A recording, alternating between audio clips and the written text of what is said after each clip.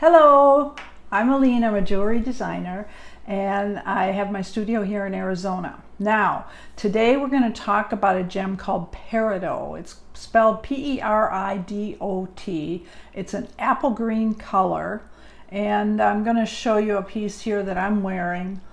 This ring, now it's actually ruby and peridot, but you can see the apple green on there, how beautiful it is. What's so cool about this, I had so much fun researching this gem. I fell in love with it right away, but then I didn't know a lot of details about it until I researched it. Anyway, it comes when a volcano erupts. These come right out of the ground. And I'm going to show you a piece here that you can see. This is a volcanic piece, and you can see the peridot right on there. Look at how beautiful the apple green is. Now, because of this formation, the pieces are primarily smaller, and it's very hard to find anything like, let's say you want to do a 2-inch pendant or something like that. You're probably not going to find that in peridot, or if you do, it's going to be very, very expensive. So basically, the smaller pieces are obviously what I'm going to be working with. They come, the two major places where you find them now are the San Carlos Indian Reservation here in Arizona. These are for the ones that have the best peridot. It's found in a lot of other places. And in Pakistan. Those are the two places where you find the richest, most beautiful colors of the peridot. It also is, it's in Hawaii, it's in Australia, anywhere where you can imagine a volcano has erupted, there's probably going to be some. But the quality, more quality pieces are found in those two locations that I mentioned.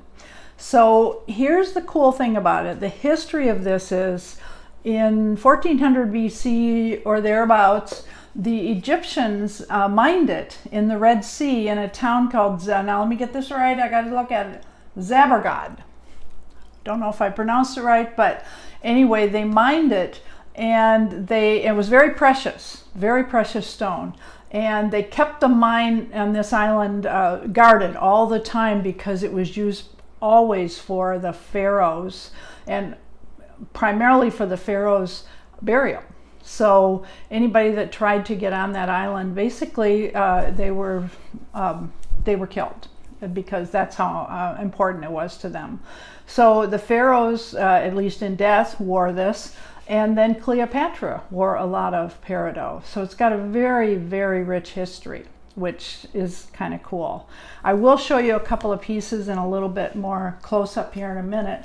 Let's see, it is the national gem of Egypt, which I guess that makes sense since Cleopatra wore it and they mined it there originally. That mine, by the way, on that island is completely exhausted. There is no more peridot there. But I guess since they've been mining it since 1400 BC, that kind of makes sense. So the way I'm using it primarily is as a secondary stone. I'm going to show you here, for example, this piece here. This is done in gold. And then it's also, I've taken it and put it with amethyst, because I think they really blend well together. I mean, the two together look so great. So that's kind of how I've used it. Here's another one where I've done it in silver, and these are actually big chunks of rough, as they call it, peridot that I was able to purchase, and I love the way it looks. I just like that organic look, but you can see how beautiful that green is. It has a lot of iron in it, and it also has magnesium. Those are the two main ingredients on it. Now, it's also the birthstone for August, which is cool. I'm going to show you a couple tinier pieces so you can see it. Let me oh no! Oh, so you can see it. I got it out of here. Oh boy, that was great. All right, well, you can see the one left. I'll get the others later, but you can see how beautiful it is and how beautiful that will look in a ring. And the other thing to keep in mind is how to clean it. First of all, peridot can scratch very easily, and it's very sensitive to heat and also to ammonia, which I think is interesting. So you don't want to be wearing it while you're washing your hands or doing anything crazy with cleaning, and you certainly do never want to put it in an ultrasonic cleaner. So I hope this gives you a little bit of overview of this gorgeous and beautiful gem. I will be offering some of this on my site. I'm doing more and more with this particular gem. And if you follow me, you'll get more information. You can also, I think you follow up here, and then you can also like me down here.